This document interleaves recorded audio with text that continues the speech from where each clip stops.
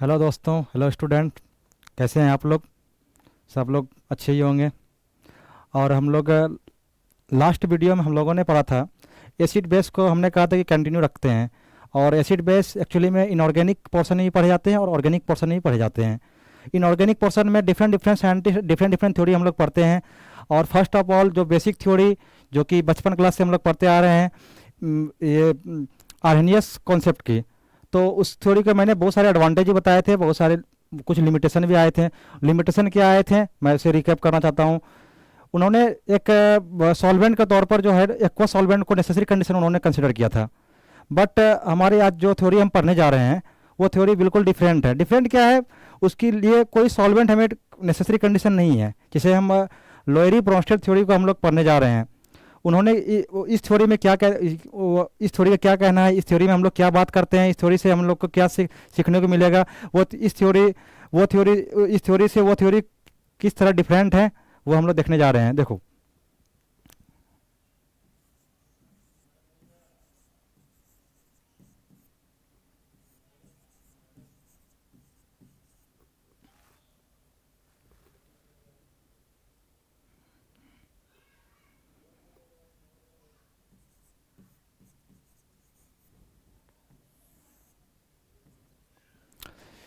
इनमें लोएरी Bronsted theory में acid किसे कहते हैं और बेस किसे कहते हैं, शायद आप लोग बहुत सारे बच्चे जो ऐसे होंगे जो कि जानते होंगे। जो नहीं जानते होंगे मैं उसके लिए बताना चाहता हूँ।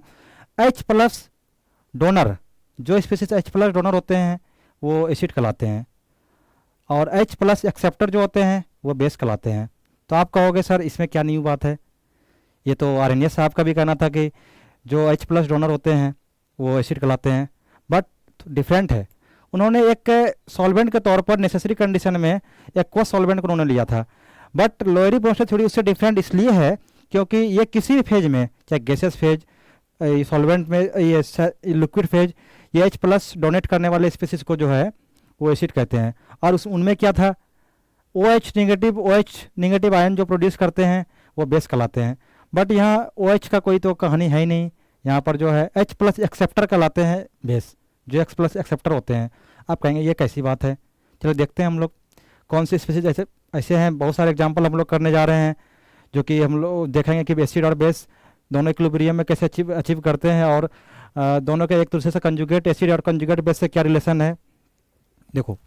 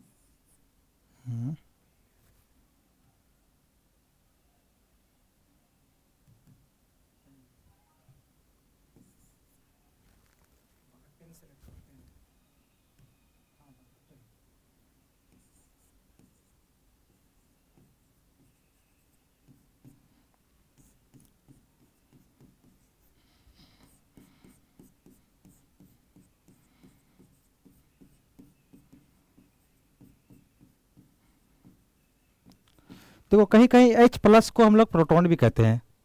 आप लोग जानते होंगे प्रोटॉन क्यों कहते हैं, शायद कोई नहीं जानते होंगे, तो मैं बताना चाहता हूँ। हाइड्रोजन के पास हाइड्रोजन के एटॉमिक नंबर कितने होते हैं? वन होते हैं, ठीक। और आप जानते हैं एटम जो है न्यूट्रल फॉर्म में पाए जाते हैं, न्यूट्रल फॉर्म में होते हैं। एच प्लस कहने का मतलब है एच प्लस कहीं भी आपको दिखे तो इलेक्ट्रॉन उसका निकल गया, तो क्या बचा उसके अंदर में? प्रोटॉन बचा।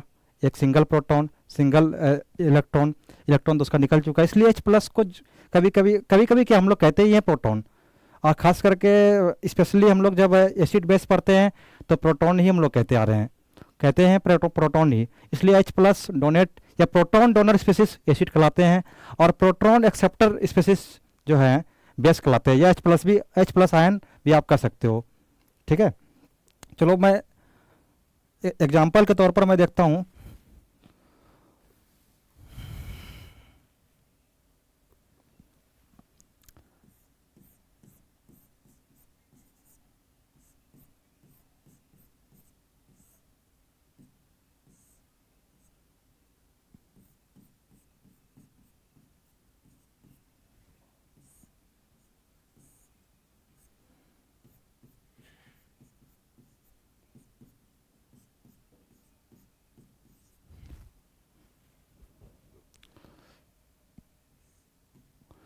जैसे NH3 की रिएक्शन हमने HCl के साथ कराई, NH3 की रिएक्शन हमने HCl के साथ कराई, तो आप कहते हो, आप कहोगे सर ये तो पहले वाले वीडियो में भी आपने बताया था, मैंने लास्ट क्लास में मैंने डिस्कस किया था सर, अमोनिया तो उसकी बेसिसिटी को भी तो डिफाइन आरएनएस ने कर दिया था, अमोनिया की pH3 की उसकी बेसिसिटी कितनी होती है, कैसी होती है, उसके रिएक्शन आपने बताया था। ये भी बात सही है। और HCl तो सर हम जानते हैं एसिड होते हैं, इसमें कौन सी नई बात है। इसमें भी आप बता रहे हो कि लोअरी ब्रोंस्टेड थ्योरी में जो है कि HCl जो है एसिड होगा और NH3 जो है बेस होगा, लेकिन इससे कोई डिफरेंट है। देखो क्या इसमें उस थ्योरी से कंपेयर में कैसे डिफरेंट है। HCl नो डाउट आरएनएस के कॉन्सेप्ट से भी चलेंगे तो हम लोग एसिड उसको डिफाइन करेंगे, और अमोनिया जो है बेस डिफाइन करेंगे, और लोअरी ब्रोंस्टेड थ्योरी भी हमें यही सिखाती है कि जो है NH3 जो है हमारा बेस है और HCl जो है हमारा एसिड है। लेकिन किस तरह एसिड है, उससे डिफरेंट कैसे है, हम लोग देखने जा रहे हैं। NH3 HCl जब रिएक्शन करता है तो अमोनियम क्लोराइड बनता है, अमोनियम क्लोराइड। ठीक है, अमोनियम क्यों नाम आया, क्लोराइड क्यों आया, क्योंकि अमोनियम पर पॉजिटिव चार्ज, जो कि पॉजिटिव चार्ज अम शब्द जो है वर्ड आते हैं पॉजिटिव चार्ज को जो डिफाइन करते हैं अमोनियम, क्लोराइड आइड शब्द वर्ड जो आ रहे हैं वो जो नेगेटिव स्पीसीज को डिफाइन कर रहे हैं। चलो कोई नहीं, ये सब बेसिक बात है।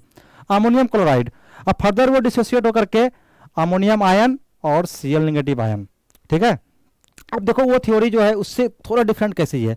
अब अमोनियम आयन आप देखो इसके ऊपर क्या है, पॉजिटिव चार्ज है। ठीक है, ये क्या हो गया, स्टेबल हुआ या हाईली अनस्टेबल हुआ, ये अनस्टेबल हुआ। ठीक है, क्योंकि आप जानते हो कि नाइट्रोजन केमिकल बॉन्डिंग में सब पढ़ते हैं, नाइट्रोजन मैक्सिमम 3 बॉन्ड बनाते हैं, 5 बॉन्ड बनाने की टेंडेंसी नहीं होती, क्योंकि बहुत सारे इसके रीजन है।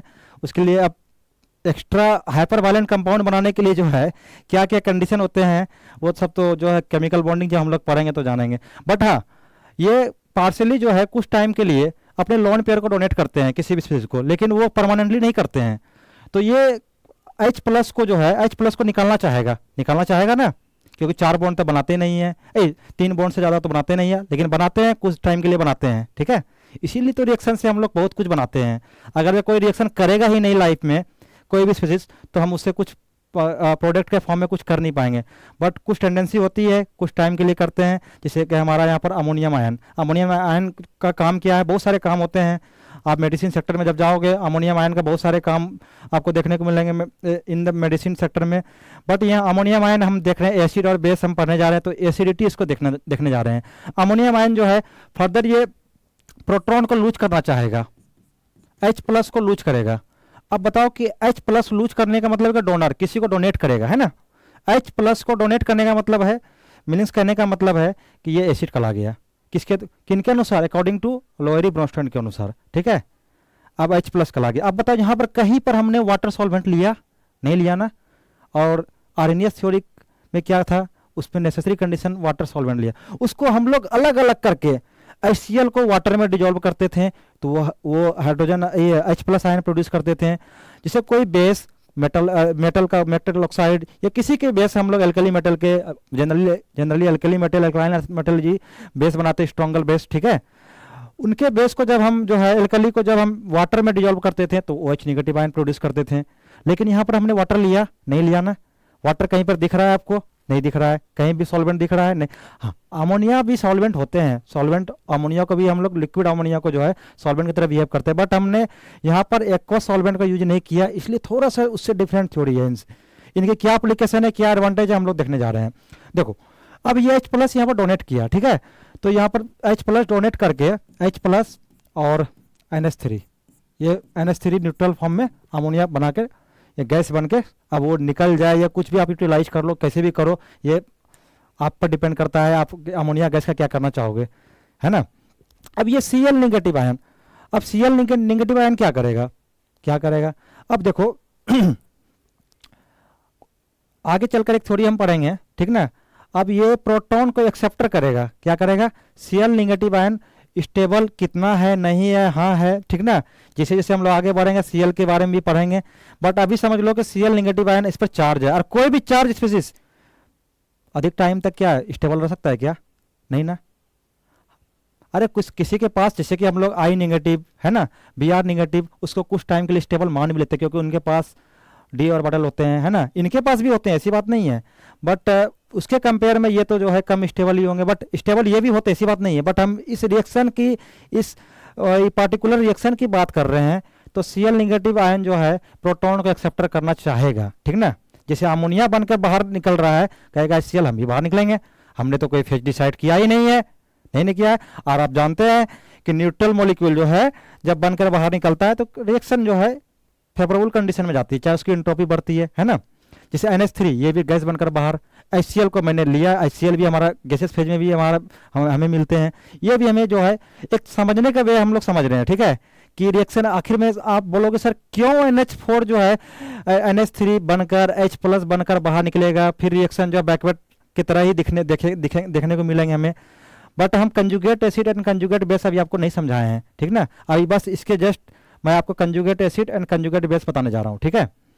तो H+ जो प्रोटॉन है, ये अमोनियम आयन जो है प्रोटॉन डोनर स्पीसीज हो गया, ठीक है। और Cl नेगेटिव जो है ये समझ लो कि एक्सेप्ट करना चाहे तो करेगा, ठीक ना, बिल्कुल करेगा, ठीक है। तो HCl हो गए। अब बताओ कि H+ डोनर जो हो गए वो हमारा क्या है, एसिड है, और H+ एक्सेप्टर जो हो गए वो क्या हो गए, बेस हो गए।